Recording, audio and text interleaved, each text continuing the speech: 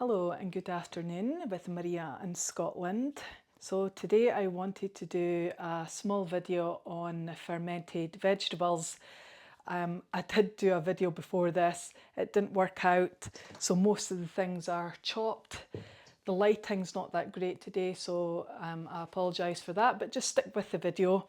Not sure if you've ever fermented anything before, I just wanted to show you how easy it is. So I've gone ahead, and what you would do is you choose your chosen vegetables. So I'm using red cabbage, so you can have your head of red cabbage. I've got a couple of carrots. I had some spring greens, which are in here, and I've got some dandelion leaves, which is in here. And yesterday when I was out foraging, I did come across some burdock root. So this is what I have left because I've grated it in. I just had about that much. And this is going to be, I had a couple of cloves of garlic as well.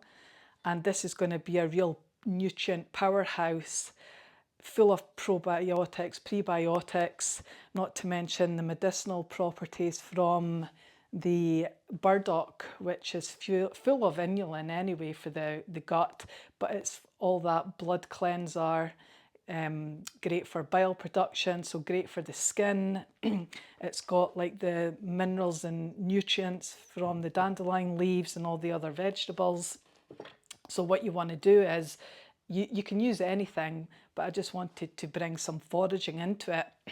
So I grate the burdock root, and when you do make a fermentation, you can actually have it as quick as 3 days, but when you're using like sort of roots, it does take that bit longer. So I will ferment this for 3 weeks, and that'll give it a real nice tangy taste. And what you would do is, so I've got a pint of water, like I said, the 2 tablespoons of salt. I'm using Himalayan salt, that's going to be the brine. So once I've got everything sort of chopped and grated in my bowl,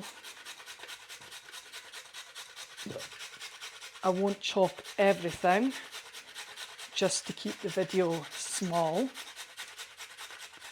but I hope that gives you an understanding of how to work with the vegetables. When you've got your cabbage, you would just finely slice it, or you can chop it into little square bits if that's what you would like. So if you can see in here, there's the carrot, there's the burdock root, red cabbage. I've got a couple of cloves of garlic in there, the green, the whatever you call them again, the spring greens. And what you would do is, you would put, once your salt's dissolved, I put 2 tablespoons in, filled it up with a little bit of hot water from the kettle just to dissolve, and then I filled it up with cold water to a pint. So once everything's in there, and you can make as much or as little as you want, you submerge all your raw ingredients, give it a stir. And then what you want to do is you then place a plate over it, and you can put something heavy on top so you can fill it up with the water. And you would leave that. I made one last night, so I left it overnight. Or if you're making it in the day, you can leave it till night time or the next day and transfer. So I'll show you the one that I did yesterday, well, last night. So that's everything submerged.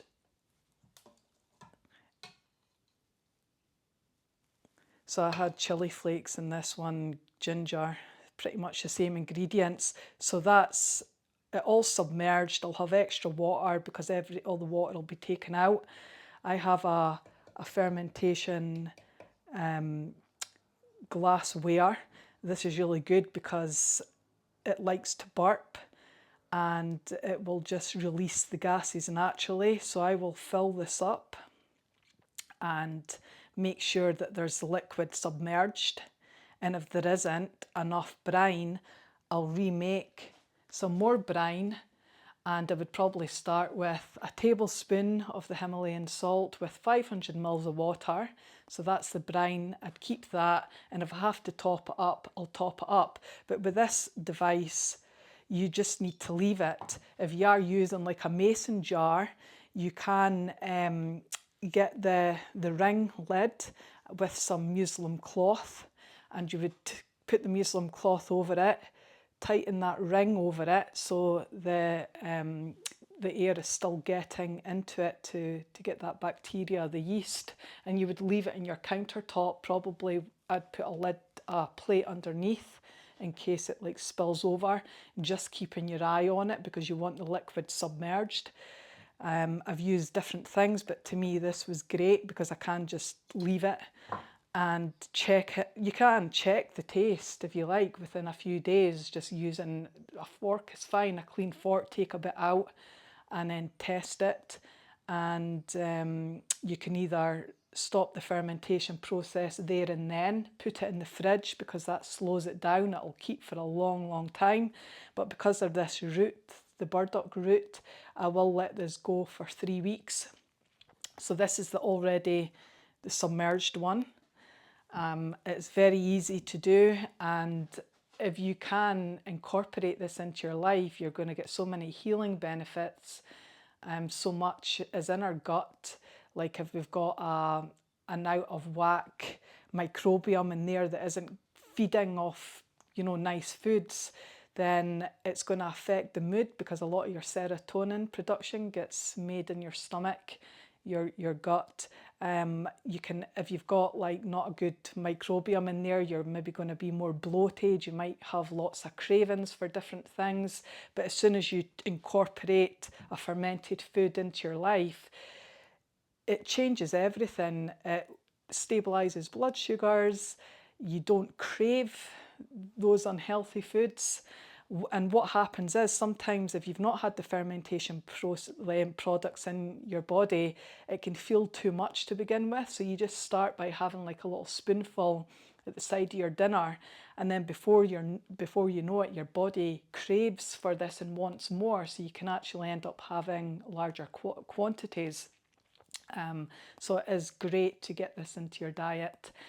Please let me know how you get on, and if you have any feedback or recipes that you want to share, please feel free to leave a comment. And as always, thank you so much for supporting my channel by liking and subscribing. Please continue to do so.